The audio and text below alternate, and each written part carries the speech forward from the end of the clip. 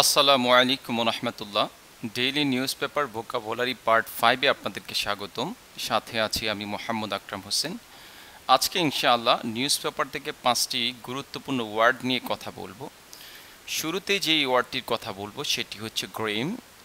গ্রেম শব্দটির অর্থ হচ্ছে নির্মম বা কঠোর। আমরা যদি ফ্রেজে এই গ্রেম ওয়ার্ডটির একটু ব্যবহার দেখি, যে গ্রেম রিয়েলিটি, এটার মানে হচ্ছে নির্মম বাস্তবতা।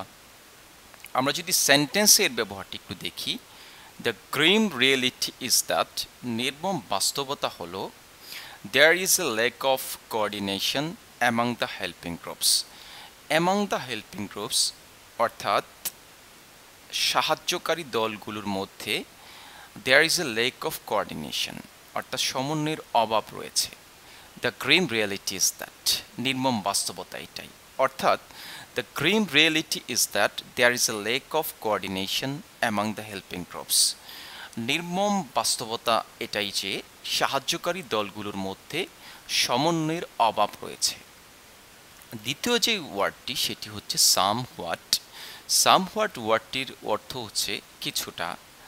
আমরা যদি ফ্রেজে এর ব্যবহারটি একটু দেখি, সামহোয়াট মার্ড অর্থাৎ কিছুটা বিঘ্নিত বা কিছুটা ক্ষতিগ্রস্ত, সামহোয়াট মার্ড। আমরা যদি একটু সেন্টেন্সের ব্যবহারটি দেখি, the insufficient logistics somewhat marred this relief distribution activities.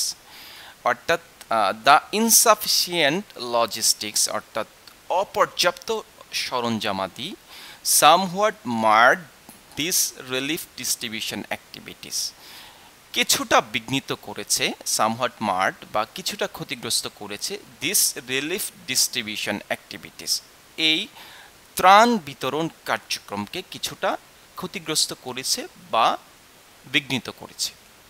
আমরা যদি পুরো সেন্টেন্সটার অর্থটা একটু দেখি, the insufficient logistics somewhat marred this relief distribution activities, অর্থাৎ অপর্যাপ্ত সরঞ্জামাদি এই ত্রাণ বিতরণ কার্যক্রমকে কিছুটা ক্ষতিগ্রস্ত করেছে।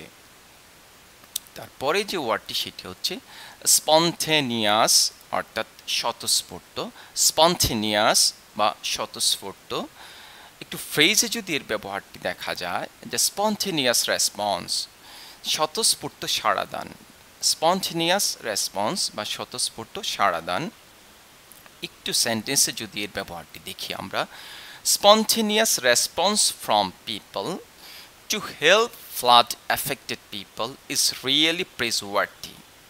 Spontaneous response from people অর্থাৎ জনগণ থেকে বা মানুষ থেকে যে স্বতঃস্ফূর্ত সাড়াদান পাওয়া যাচ্ছে, two help flood affected people অর্থাৎ বন্যার্থ মানুষগুলো সাহায্যার্থে বা বন্যার্থদের সাহায্যার্থে স্পন্টেনিয়াস রেসপন্স ফ্রম পিপল, মানুষের কাছ থেকে যে স্বতঃস্ফূর্ত সাড়াদান পাওয়া যাচ্ছে, ইজ রিয়েলি প্রেজ ওয়ার্থি, সেগুলো সত্যি প্রশংসনীয় বা প্রশংসার যোগ্য।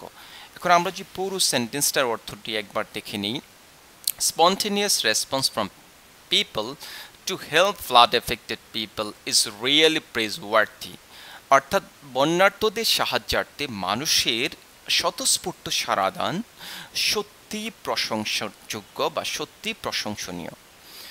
তারপরে যে ওয়ার্ডটি সেটি হচ্ছে রিসিড। রিসিড মানে কমে যাওয়া বা সরে যাওয়া। একটু ফ্রেজে যদি এর ব্যবহারটি দেখি, রিসিডিং ওয়াটার অর্থাৎ পানি হ্রাস বা পানি সরে যাওয়া। একটু সেন্টেন্সে যদি এর ব্যবহারটি দেখি, flood waters have slowly begun to recede, অর্থাৎ বন্যার পানি ধীরে ধীরে সরে যেতে শুরু করেছে। অর্থাৎ flood waters have slowly begun to recede, বন্যার পানি ধীরে ধীরে সরে যেতে শুরু করেছে বা কমে যেতে শুরু করেছে বা কমতে শুরু করেছে। তারপরে যে ওয়ার্ডটি স্কার। স্কার শব্দের অর্থ হচ্ছে ক্ষতচিহ্ন বা দাগ। আমরা যদি একটু ফ্রেজের ব্যবহারটি দেখি, স্কার অফ ফ্লাড অর্থাৎ বন্যার দাগ বা বন্যার ক্ষতচিহ্ন। একটু সেন্টেন্সে যদি এর ব্যবহারটি দেখি, the scars of the flood are evident everywhere.